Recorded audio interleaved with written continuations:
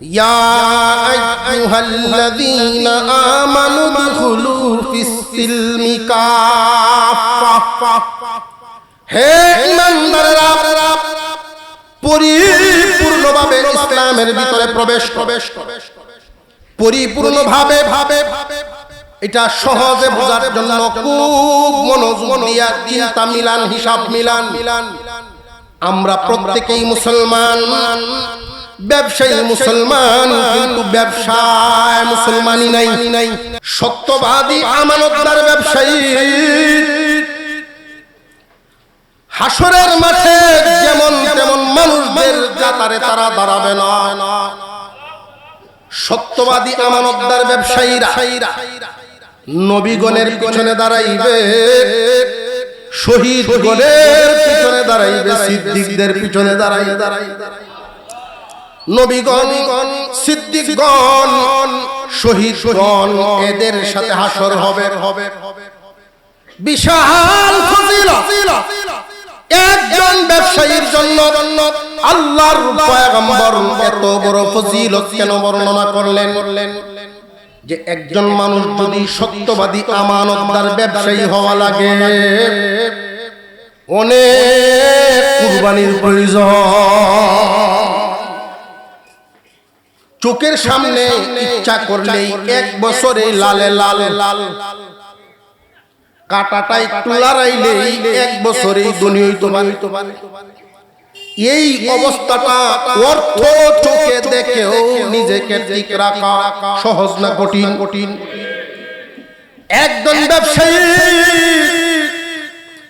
1 number বলিয়া 3 number মালটা দেওয়া তার জন্য সহজ, কারণ সব ধরনের জনগণ এত সচেতন না।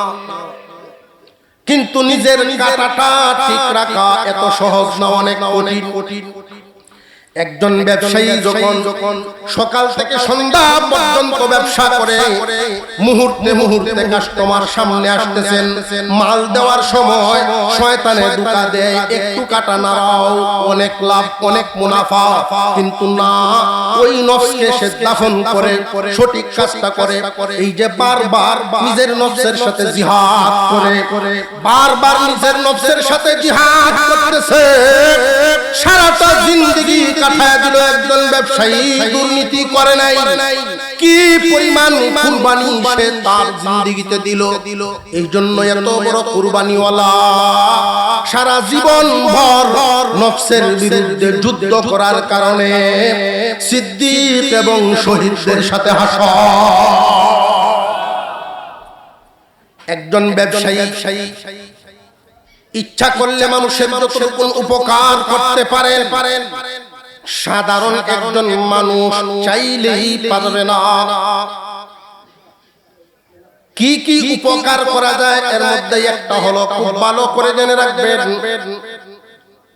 একজন মানুষ গাড়ি থেকে নামলেন, গাড়ির ভাড়া হলো 20 টাকা। 500 টাকার নোট বের করলেন, কারোর কাছে বাংতি নাই। এই নোটটা যদি সহজে ভাঙাইতে হয়, ব্যবসায়ীদের সারা ভিন্ন কোন রাস্তা খুঁজে পাওয়া যায়।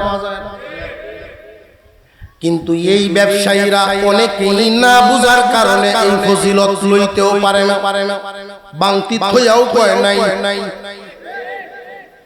ঠিক আরো আসতে কোনছে, আরেকদিন আইলে বাংতি দিত না।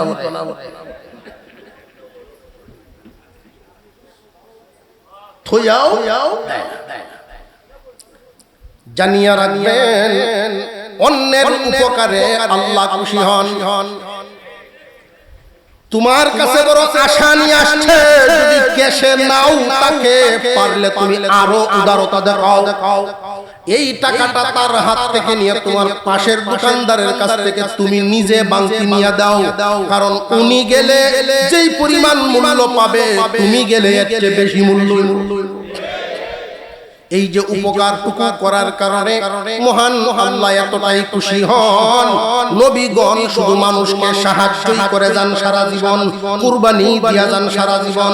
ওই যে ছোট ছোট উপকারগুলো করেন, একজন মানুষ কোনো একটা পণ্য কিনে নিলেন, বাড়িতে গিয়ে দেখলেন এটার প্রয়োজন নাই, ফেরত দেওয়া দরকার, কোনো সমস্যা নাই, কিন্তু এরপরেও তার এটা ফেরত দেওয়া দরকার।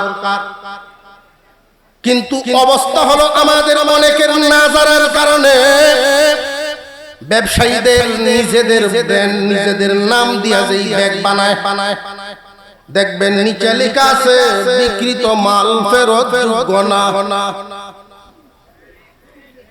এটা একজন মুসলমান ব্যবসায়ীর জন্য জায়েজই না। আমরা এখানে যারা আছি প্রত্যেকেই কোনো না কোনো কর্মের মানুষ। একজন মানুষ যখন এই নিয়ত করে যে আমার কর্মটাকে ধর্ম বানাবো, আমার কর্মটাকে ধর্ম বানাবো, আর সত্যি যদি সে কর্মটাকে ধর্ম বানাতে পারে কর্মে তার নাজাতের ফয়সালা।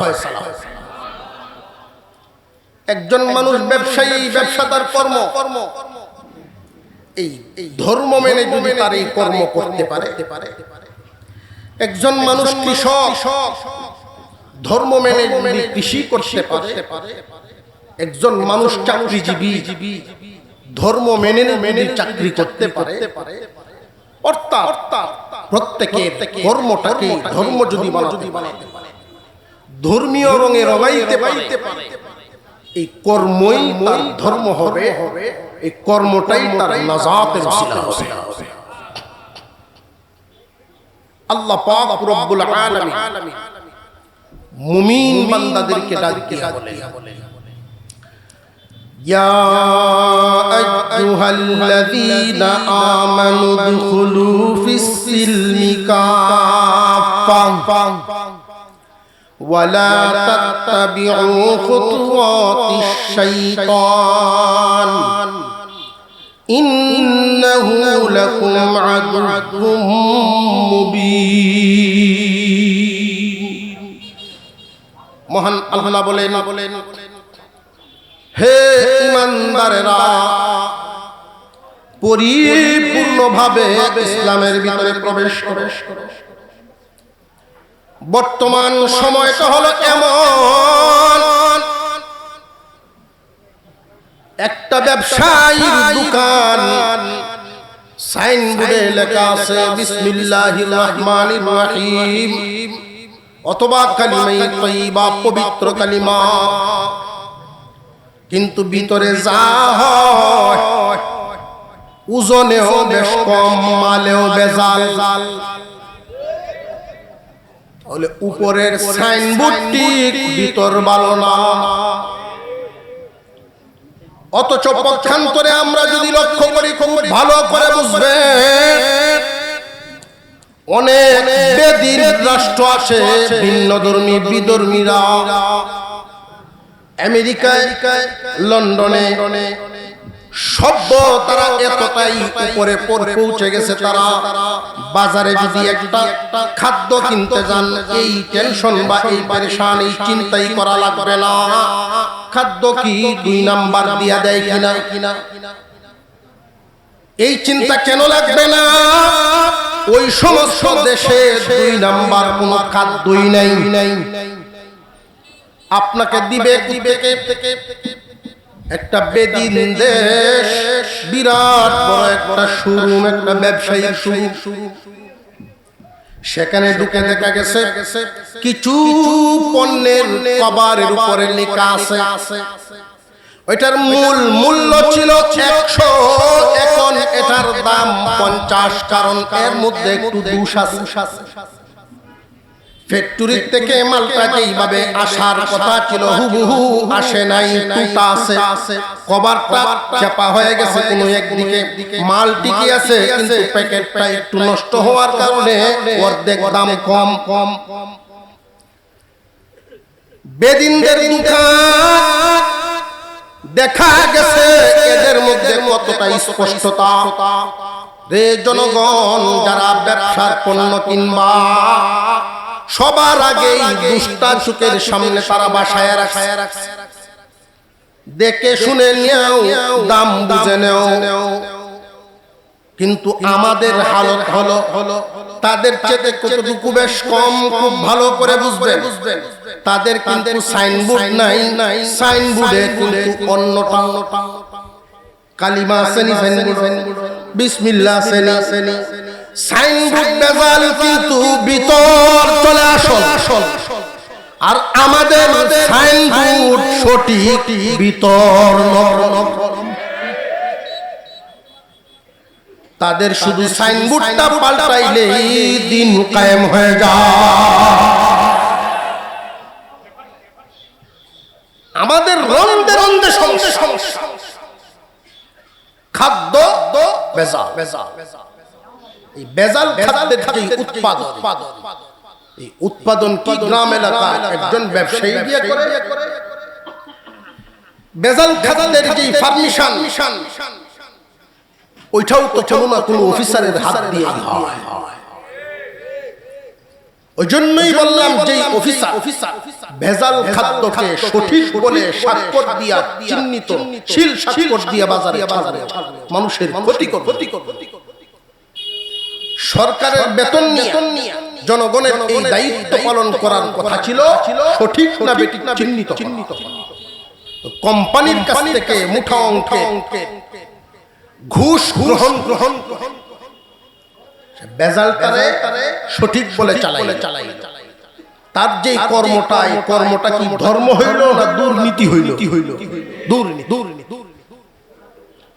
সব অফিসার যে দুর্নীতিবাজ তাও না। যেই অফিসার টাকার বান্ডিল সামনে দেওয়ার পরেও এটা গ্রহণ করে নাই, বেজালকে বেজালেই বলছে, যদিও তাকে পানিশমেন্ট দিয়া, ট্রান্সফার দিয়া পানিশমেন্ট এলাকায় শহরে থাকতেওয়ালা অফিসার শাস্তি দিতে গিয়া বাদাঘাট এলাকা এমন নজর আছে। সেই শাস্তি গ্রহণ করতে রাজি, ঘুষ গ্রহণ করতে রাজি না। ওই অফিসারের কর্মটাই ধর্ম হয়। একজন ব্যবসায়ী ভবিষ্যৎ আল্লাহর রাসূল ঘোষণা করেছেন। এখানে যারা ব্যবসায়ী আছেন, বিভিন্ন প্রকারের ব্যবসায়ী, একটা বাজার সারা এলাকার জন্য একদিক থেকে রহমত। আল্লাহর রাসূল যদিও বাজার অন্যান্য জায়গা থেকে তুলনামূলক ভাবে উত্তম বলেন নাই, তার কারণ আছে বিভিন্ন। কারণ বাজারের মধ্যে ভালোর চাইতে খারাপ বেশি করার সুযোগ। একটা চায়ের দোকানে লক্ষ্য করে দেখবেন, প্রয়োজনে চা খায় মানুষ বেশি, অপ্রয়োজনে চা খায় মানুষ বেশি। প্রয়োজনীয় আলোচনা এখানে বেশি, অপ্রয়োজনীয় আলোচনা বেশি। কি পরিমাণ সময় সংসদ ভবন প্রত্যেকটা রাজনীতিবিদের অভাব। এখানেই দেশ গঠন হইতেছে, এখানেই স্বাধীন হইতেছে, এখানেই শেষ হইতেছে, এখানেই করতেছে সার দোকান। এই বাজার সারা এলাকার জন্য রহমত। একজন মানুষের কাছে টাকা থাকলেই টাকা তো গায়ে পড়তে পারবে না, কাপড় ফ্যাক্টরি থেকে একটা লুঙ্গি এনে পরা সম্ভব না। এজন্য ব্যবসায়ীদের উদ্দেশ্যে আল্লাহর রাসূল বলেন, قال النبي صلى الله عليه وسلم التاجر الصدوق الأمين مع النبيين والصديقين والشهداء। তিন দল বিকৃত মাল ফেরত দিবা, এই জন্যই তো শহীদদের সাথে হাসর পাইবা। বিকৃত মাল ফেরত নিবা, এই জন্যই শহীদ সিদ্দিক নবীদের সাথে হাসর পাইবা। কেন? যিনি মালটা ফেরত নিয়ে আসছেন কোনো না কোনো বেকায়দায় ফেলে গেছে। কারণ আমরা যারা এখানে আসি প্রত্যেকের ব্যক্তিগত হালত প্রত্যেকের জানা। বাহিরে যত বড় বাহাদুরি, ঘরের মায় মাথা করি, কিন্তু এ হাতে চলে না। কাপড় একটা কিনে নিয়ে গেলে ঘর থেকে একবারে সানন্দে গ্রহণ করে যে এই পছন্দটা ঠিক আছে, এরকম কইয়া মহিলা সবার ঘর নাই। যে কারণে পরে রাগে কজা তোর বাজার করিস। আর এখন বারবার ঘুরতেছে ব্যক্তি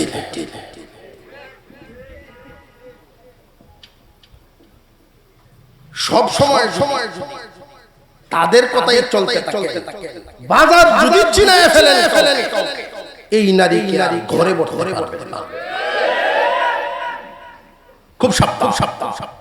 বাজার চিনানো কলা কৌশলে তাদেরকে উৎসাহ দিতে হবে, পরামর্শ দিতে হবে, পরামর্শ নিতে হবে। আল্লাহর রাসূল সুন্নতি রেখেছে, কোরআনের আয়াত আছে, সব বিবির সাথে পরামর্শ কর। সাংসারিক কাজে যে কোনো কাজে এই লোকটারে বিভিন্ন কাজে জিগাইবেন, এরপরে আপনার কাম ভুল কম ধরব। আর যদি না জিগায় গরম ভাত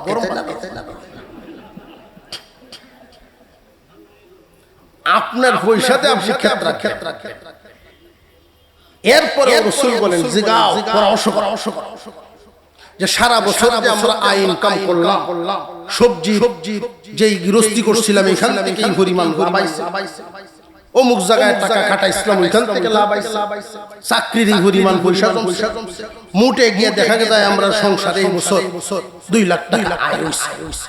কি করতাম? ব্যবসার কাজে লাগাই দিতাম না, জমিনটার সাথে এক টুকরা জায়গা বিক্রি করে ওইটা করতাম, লও দুইজনে পরামর্শ। তো বিবি সাহেব খুব খুশি হয়, এই সমস্ত কাজে তারে মূল্যায়ন করলে খুব খুশি হয়। এমন খুশি যদি আপনি এই সময় বলেন জমিনটা যদি রাখতাম আমার কেটটা সমান হয়ে গেল, কিন্তু সমস্যা হইল টাকা 2 লাখ লাগে যে সাইলা এইটা আমি ভাই খুশি হয়ে মহিলা একবার ধরল 2 মুড়ি বেচা আরেকবার দিবানে লস হইছে না লাভ হইছে। আল্লাহর রাসূল যেটা সুন্নাত রেখেছেন বিবির সাথে, এর কথায় চলন সুন্নাত না, কথায় চললে ঝামেলা আছে। একবারে বেড়া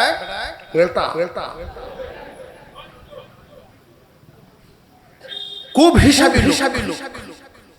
তো এলাকার মানুষ তারা ডাকে কিরভিন। তো উনিও মনের দুঃখে আত্মীয় স্বজনের সাথে এই আলাপটা, আমি একটু হিসাব নিকাশ করে চলি, আমার কিরভিন ডাকতো না পুরান গেঞ্জি দিয়া এটারে যে অংশটা মালা আছে এটা সিরিয়া হাতের রুমাল বানায় সারে না। সেইটাও যে সময় আর চলে না, তখন হুরিয়া ছাই বানায় দাঁত মাসে। এরপরেও তারা আফসোস জানে আমার 30টা টাকা পানির পয়সা এই গেঞ্জি এইভাবে ব্যবহার করার পরেও যদি কয় পানির পয়সা যায় সহায় অনেক আছে। তো বেটার ছেলেটারে বেশ পড়াশোনা করাইছে, বড় করছে। ছেলে মানুষের সাথে সমাজে চলতে গিয়া বাপের মতো এইভাবে চলতে সমাজ রক্ষা করে সমাজের সাথে একটু তাল মিলায় চলা। তো তার এই চলা দেখিয়া মা আর বাপ দুজনে আমরা যখন মরার বছর 5টা বছর যদি থাকে তাহলে বেশি ওই জমা সব বেচে সে যেভাবে বিলাসিতা উভয় আছে, এই হলো তার চিন্তা। তো বিবি সাহেব বলতেছেন একটা বিয়া করাও, হিসাবে একটা মেয়ে দেখি। তো এলাকার যারা গোট খালি করে এই দায়িত্বটা কিছু লোক আছে না এরকম, দেখবে ছবি ছাপাবে এই লাইনে কিছু লোক আছে, জামাই কোটিপতি বানায় জামাই দেয় এই যে জমা জমি সব তো হেরা বিয়ার ভরে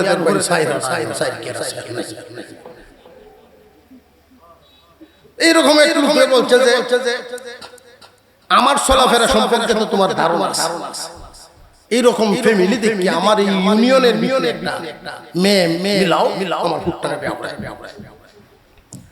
3 দিন পরে আপনার পুত্রে আলিফের মতো সুযোগ হইরা তুমি কেমনে বুঝলা আমি যে মাঝে মাঝে আর আপনার বিবি সাহেব যে সুদান দিতে আপনি যে সুজা চলো বুঝতে পারছি সেই বাড়ি তুই কি হালত মেয়ের মা তার বাপরে আলিফের মতো এই মেয়েটা বিয়ে শাদী করাইলো তো শাশুড়ি মা বৌমারে বলছে তুমি কোনো ঢিল দিবা না কোনো কিছুতে ঢিল দিবা না সাইড করে ধরবা আমার ভূতের লম্বা কষ্ট হবে তো ফইলা দিন বাসর প্রথম ফয় পরিচয় করে মেয়ে জিগাইতেছে আপনি কি আমারে মোহব্বত করেন ওই ফইলা দেখ মোহব্বত কি পরিমাণ করি বুঝতে তো আমার কথা কি আপনি চলবেন না এখন চিন্তা হলো যদি আমি না করি পরে কোন গতি হয় হইলা ওরাও কইছে তোমার কথাই চল কত দেও আলমারি চাবি দাও ক্যাশ যেখানে টাকা পয়সা চাবি হইলা প্রত্যেক দিন 50 টাকা বাজে এটা দিয়ে বাজার সদাই করে তোমার বুঝে চলে যাও কি সব 50 টাকা মাস 3 গেছে কেউ টেন কইতেও পারে না সইতো 50 টাকাতে বাজার আরেকদিন ধান বিক্রি করিয়া পয়সা লই আর বাড়িতে ডাইরেক্ট মন মতো বাজার করব হইলাই কে মাছ করব দেশি মাছ কেজি গাইছে এই ডালার মাছটি কত রে মাছের ব্যাপারে কয় আপনি তো কয়েক মাস ধরে আইন না কয় বেটা আমি যে কোন তালো আছি এটা তো তোরা জানাস আইনা এটি কত কয় এটি 500 দিলিস রাস্তা দিয়ে আসতেছে আর ভাবতেছে 500 টাকা মাছ লইলা না জানি কোন কাজে নাকি বাড়িতে বেশি মাছ দেখিয়া হইলেই একটু দান কারণ দেখবেন ফিতনাবাজ নারী যারা উঁচা আওয়াজে কথা বলে তারা এটা একটা লক্ষণ বড় আওয়াজ স্বামী পর্যন্ত তার বিবেকে বাধে দেখে আস্তে উচিত হইল বেটে কইতো বেটা যে এত জোরে চিল্লাই বেটা তারে তামানি কি পাওয়ার ফিতনাবাজ নারী উঠা কত দেন ছ উদান হুন্নে বেটা কো 150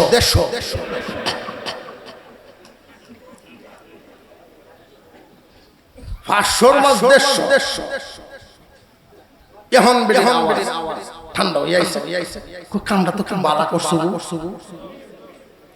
এই কামটা বালা এরকম গাফে গুফে যদি মাঝে মাঝে কইরে লাই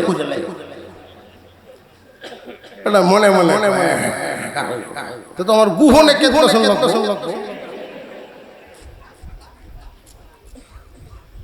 আচ্ছা মাছটি কাটো আমি আপনি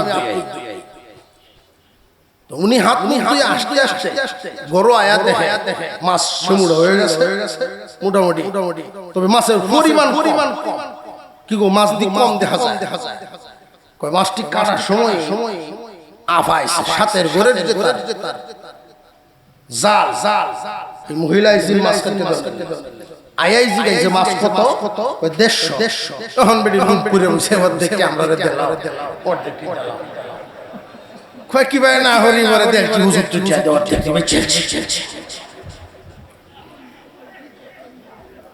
বেটা কই সব নষ্ট করছ কই রে সব নষ্ট পাশাপাশি কি লাভ কো তুই আসছ লাভের চিন্তা আমার আসলেই নাই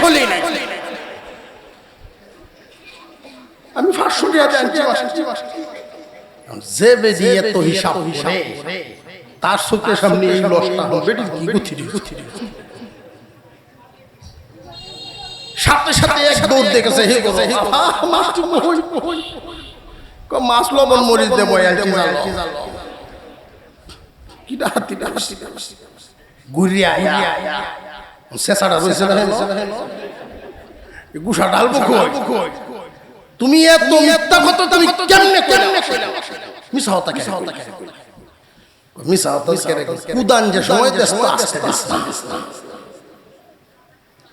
কয় আমি আজকে থেকে তওবা করতেছি তোমারে কুদান দেয়া দাদা কইতাম কইলে লস কত এটা বুঝছস আর আমিও তওবা করতেছি তোর কথায় আসো বিবির সাথে পরামর্শ করা তার কথায় চলা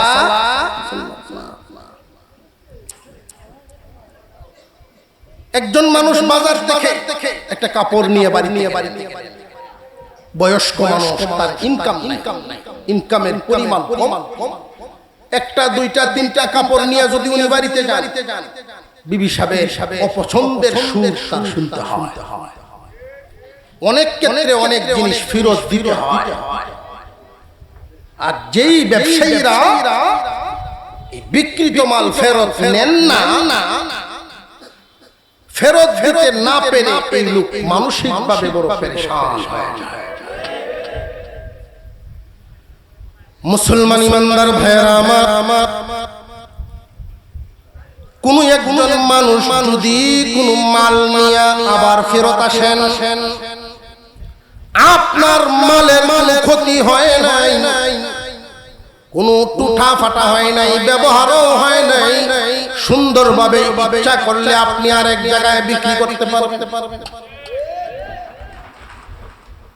তার কাছে যেই টাকায় বিক্রি করেছিলেন যেইটুকু লাভ করেছিলেন ওই দিকে আপনি তাকাবেন না আপনি মাল ফেরত রাখবেন পারলে তারে চা খাওয়ায়া দিবেন এতে ইহকালীন একটা লাভ এই সুন্দর আচরণের জন্য ওই কাস্টমার আপনার হয়ে যাবে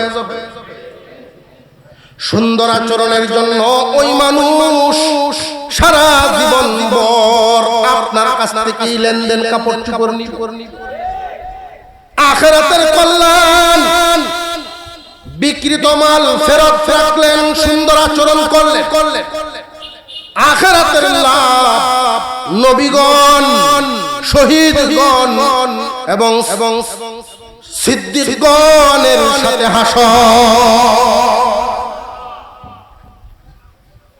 যে সমস্ত মানুষেরা ব্যবসা করতে গিয়া আমাদের দেশের যেই দুর্নীতিগুলো আমরা দেখি ইহুদি খ্রিস্টান তারা কত সুন্দর আচরণ করে দোষী বিষয়টাকে সামনে তুলে ধরা ইমামে আযম আবু হানিফা রাহমাতুল্লাহি আলাইহি উনিও বড় ব্যবসায়ী ছিলেন অনেক বড় ব্যবসায়ী কত বড় ব্যবসায়ী অনুমান করেন কুরআনুল কারীমের হাফেজ উনি তারাবির নামাজে কোরআনের খতম করতেন মুসল্লিরা ওনার পিছনে দাঁড়ায় 27 রমজানে যখন উনি খতম করতেন সব মুসল্লিদেরকে নতুন কাপড় পরাইতেন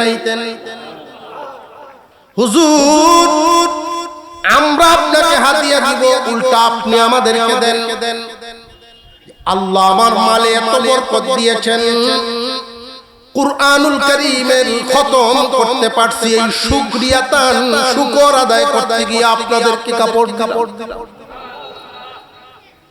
অনেক ধনী মানুষ ছিলেন এমন ধনী মানুষ আমানতদার ব্যবসায়ী ঘুরতে ঘুরতে একদিন কাপড়ের দোকানে ঢুকলেন নিজের দোকান ওই দোকানেই ঢুকলেন দোকানের মধ্যে ঢুকে কাপড়গুলো দেখলেন একটা গাদির মধ্যে আছে কাপড় একটা টুটা হুজুর এটা বের করে ম্যানেজারকে ডাক দিয়ে বলেন শুনো এই কাপড়টার মধ্যে মূল্যটা তুমি বসায় রাখো এটা আলাদা রাখো এটা যেই কাস্টমার নিবে অন্যান্য কাপড়ের তুলনায় কিছু টাকা কম রাখবে কিছু টাকা এটার মধ্যে কম রাখবা আমি যেই কথাটা বললাম মনে রেখো এই আদেশটা উনি দিয়ে গেলেন প্রত্যেক মহাজন এই নীতির উপরে যদি ব্যবসা বাণিজ্য করে জনগণ লাভবান ব্যবসায়ীও লাভবান আর যদি আপনি দুই নাম্বারই করেন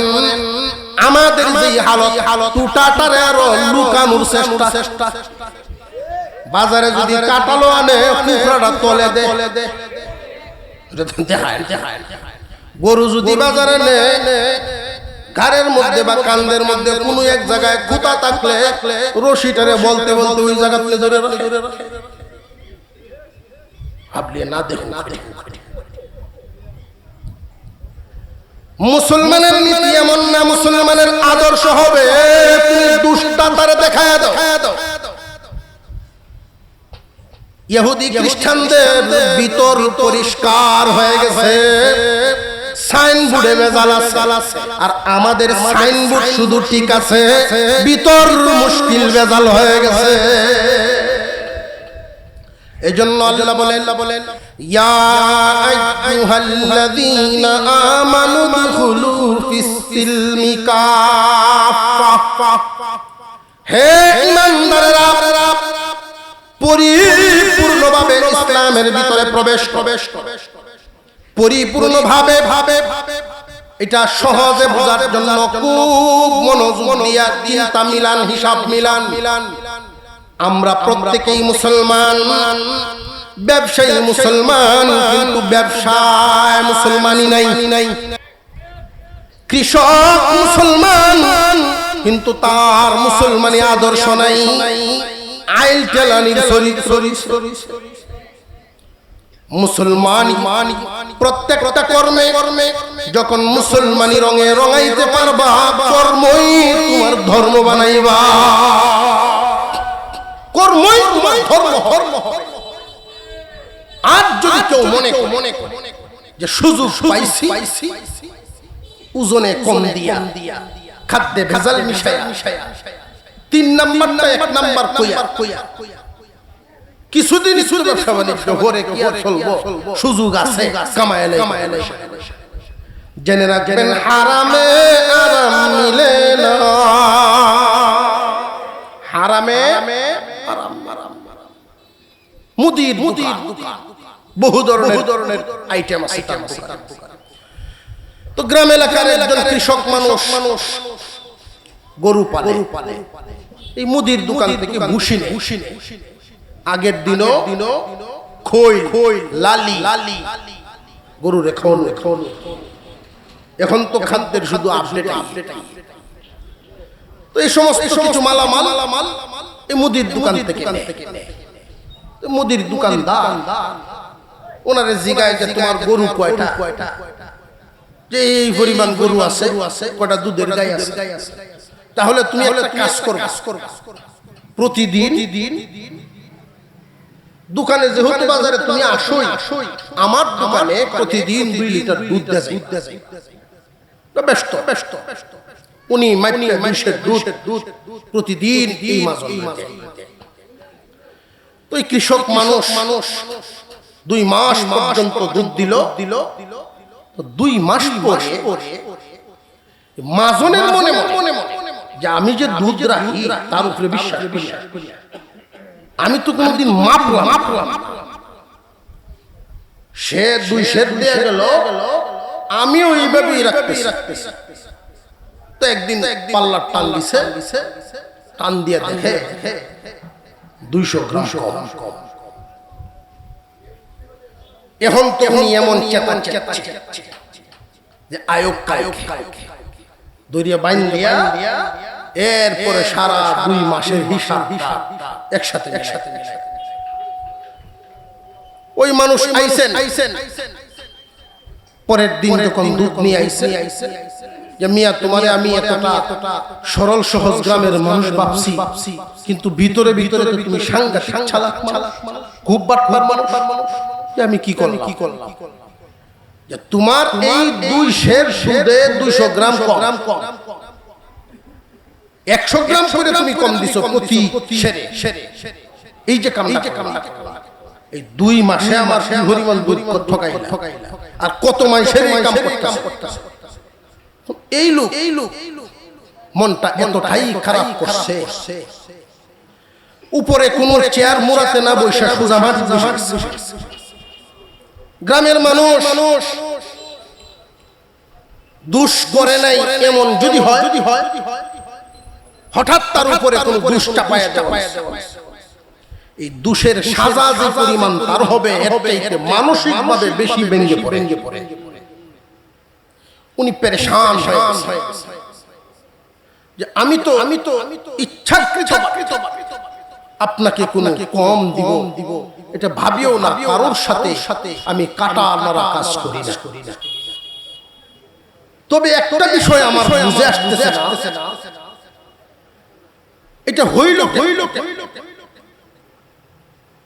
তবে আমার মনে আপনার এখান থেকে যে আমি মাল নেই, আমার গড়ে নিজস্ব পাল্লা পাতল নাই।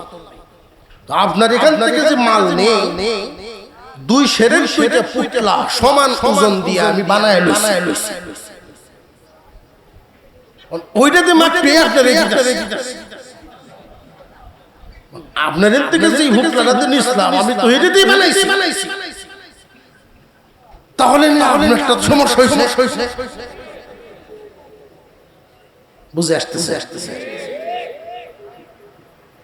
তখন তার হুঁশ হয়েছে এবং সাথে সাথে এই সরল মনা কৃষকের হাত ধরে মাপ চাইছে যে আমি ভুল করছি, তুমি আমার চোখ খুলে দিছো, আমি যদি তোমারে টকাইছি লালি কলি দিয়া, আর আমি টকছি দুধ কম পাইলাম। কথা বুঝে আসতেছে, তোমারে আমি ঠকাইলাম কি কম দিছি লালি, কিন্তু আমি যে ঠকলাম দুধও ঠক। লালি আর দুধে কি তুলনা চলে? মুসলমান ইমানদার ভাইরা আমার খুব মনোযোগের সাথে শুনবেন, কিয়ামতের কঠিন ময়দানে অনেক মানুষ আল্লাহর সামনে হাজির হবেন পাহাড় পরিমাণ নেকি নিয়া, পাহাড় পরিমাণ নেকির বোঝা আল্লাহর সামনে হাজিরা দিয়ে বলবে, প্রভু গো জান্নাত দিন। এই দেখেন নেকি, নামাজের সওয়াব, রোজার সওয়াব, বিভিন্ন নেকি নিয়ে আসলাম, পাহাড় পরিমাণ নেকি। আল্লাহ বলবেন ঠিক আছে, তোমার পাহাড় পরিমাণ নেকি আছে, তবে তোমার একটা খাসলত খারাপ ছিল, বান্দার হক খাইতা, কাটা লড়া কাজ করতা, নীতি ভালো ছিল না, জবান বিক্রি করে দিতা, নীতি বিক্রি করে দিতা, অন্যায়ভাবে আয় উপার্জন করতা, এটা ছিল তোমার খারাপ কাজ। আজকে বান্দাদের হিসাব নিকাশ হবে, তুমি দাঁড়াও, তোমার নেকির বোঝা নিয়ে হিসাব নিকাশ করা হবে। দুনিয়ার জীবনে যে সমস্ত মানুষদেরকে তুমি টকাইছো, ওই টকানোর বদলায় তাদেরকে নেকি দিয়া পরিশোধ করতে হবে। লালির বদলে দুধ, দুনিয়ার জমিনে তুমি সামান্য মাল টকাইছো, হাসরের মাঠের বদলা নেকি দিয়া পরিশোধ। ফজরের সময় ঠান্ডা পানি দিয়া ওযু করলে, আরামের বিছানা ছেড়ে মসজিদে গিয়া নেকি কামাইলেন, ওই কষ্ট উপার্জন করা নেকিটা দুনিয়ার সামান্য একটু কাটা নড়া কাজ, 3 নাম্বারটা 1 নাম্বার কইয়া দিলেন, ওই কারণে আপনার কষ্ট উপার্জন করা নেকি গুলো বদলা হবে। কিয়ামতের কঠিন ময়দানে মহান আল্লাহ পাকের দরবারে একদল মানুষ এসে অভিযোগ করবেন, আল্লাহ ওই মানুষটা ছিল বাদাঘাট বাজারের ব্যবসায়ী, বহুদিন তার দোকান থেকে মাল নিয়ে আমি ধোঁকা খেয়েছি, ঠকেছি, আজকে বিচার হিসাব করে